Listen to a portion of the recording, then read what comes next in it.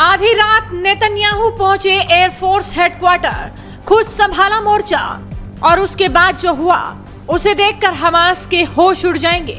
आज सुबह का सूरज गाजा पट्टी में धमाकों की गूंज के साथ उगा। हमास ने इजराइल पर ताबड़तोड़ हमले किए थे, लेकिन उसके बाद जिस तरह से इजराइल के पीएम नेतन्याहू ने उन पर पलटवार किया, उसकी तस्वीरें अब सोशल मीडिया पर वायरल है। जब एक पीएम अपने देश की चिंता करता है तो वो सब कुछ छोड़कर स्थिति को संभालने पहुंच जाता है। बस यही किया इजराइल के पीएम बेंजामिन नेतन्याहू ने। उनकी आंखों में भी गुस्सा था। वो आज देश को भरोसा दिलाना चाहते थे कि मिटाकर ही दम लेंगे। उनकी आंखों में ईरान की संसद की वो तस्वीर घूम रही थी जहां इजराइल पर हमले का जश्न मनाया जा रहा था। जब इजराइल की जनता दर्द में थी तो ईरान नाच रहा था।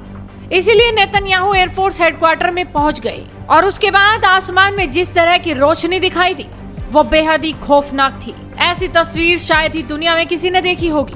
उन्होंने बता दिया कि जब देश अपना त्योहार मना रहा था तब उनके जश्न को मातम में बदलने की हमास ने जो रणनीति बनाई थी, उस रणनीति का मुंह तोड़ जवाब दे दिया गया है। हमास पर पलटवार के लिए नेतन्याहू ने सिर्फ बयान ही नहीं दिया था, क्योंकि आमतौर पर तो नेता बयान देते हैं और भूल जाते हैं, लेकिन नेतन्याहू का यह बयान इंतकाम का था। अब पिछले 24 घंटे के अंदर ये पता चल चुका है कि अब हमास का क्या हाल होगा, क्योंकि पूरी दुनिया एक तरफ और मुस्लिम देश एक तरफ। फिलिस्तीन के चरमपंथी संगठन हमास के लड़ाकों के साथ इजराइल की भीषण जंग लगातार चल रही है। शनिवार को फिलिस्तीन की सीमा से सटी गाजा पट्टी के इलाके से हमास के लड़ाके इजराइल में घुस गए थे। उनके सामने जो भी आया उसे या तो मार दिया गया या बंधक बना लिया गया। इसके बाद इजरायली सुरक्षा बलों ने मोर्चा संभाला। प्रधानमंत्री बेंजामिन नेतन्याहू ने देश में आपातकाल की घोषणा कर दी और हमास के खिलाफ युद्ध का ऐलान कर दिया। इजरायली वायुसेना के फाइटर जेट ने दूसरे दिन भी गाजा पट्टी वाले इलाके में बमबारी की और इसी बीच इजराइल के प्रधानमंत्री ने साफ कर दिया कि हमास को पूरी तरह से खत्म करने तक ये जंग चलती रहेगी।